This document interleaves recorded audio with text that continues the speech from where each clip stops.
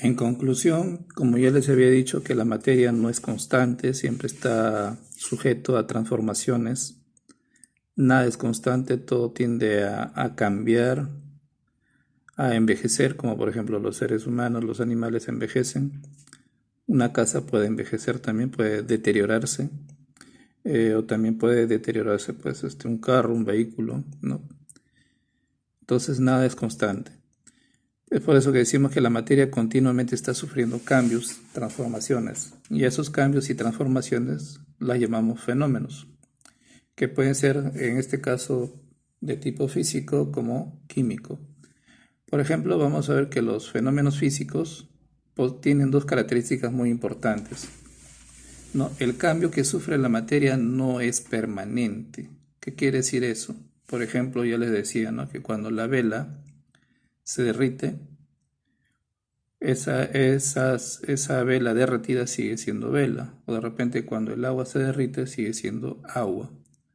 Ahora, y cuando el agua nuevamente lo enfriamos o la cera lo enfriamos, sigue siendo el material inicial, ¿no? En este caso ya sea el agua o ya sea la cera. Por lo tanto, no va a sufrir ningún cambio, es permanente. En este caso las sustancias siguen siendo iguales. Otro, pueden repetirse con la misma porción de materia tantas veces como se desee. Claro, ¿no? Eso es lo mismo que vuelvo a repetir, ¿no? Si tenemos una vela, lo sometemos al calor, ¿qué sucede con eso? Se va a formar cera. Y si yo continuamente sigo usando esa misma porción, voy a tener tanto cera en estado sólido como cera en estado líquido. O sea que lo podemos repetir tantas veces como quisiéramos. En el caso de los fenómenos químicos, también poseen dos características importantes. Se producen cambios en la composición química de la materia, ¿no? Por ejemplo, un ejemplo muy sencillo, ¿no? Tenemos en el caso de la fotosíntesis.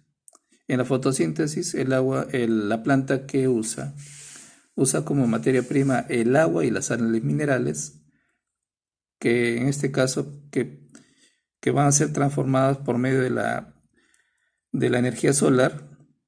Se va a transformar tanto en oxígeno como también en almidón, que son las sustancias, o en este caso los productos resultantes.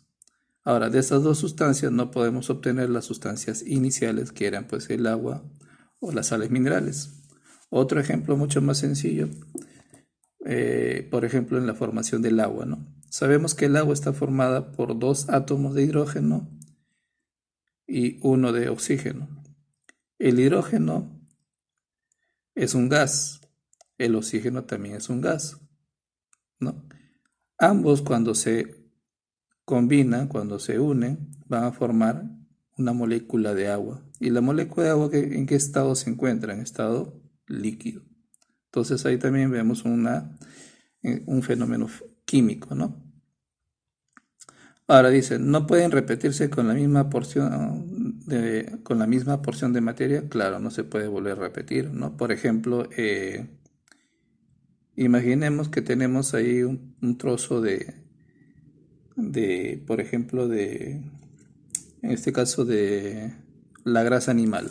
Cuando la grasa animal, por ejemplo, la grasa de cerdo, lo sometes al calor en la sartén, ¿qué sucede? Inicialmente se transforma en aceite, pero lo dejas enfriar y se va a transformar en manteca. Ojo que el aceite y la manteca es muy diferente a la sustancia inicial que era la grasa del cerdo. Ahí estamos hablando de que no se puede repetir las veces que uno quisiera, ¿no? Porque solamente en este caso la sustancia que se ha formado ya no puede volver al estado inicial que era antes. Bueno, esto sería todo en cuanto a lo que es las diferencias en tanto el fenómeno físico y el fenómeno químico.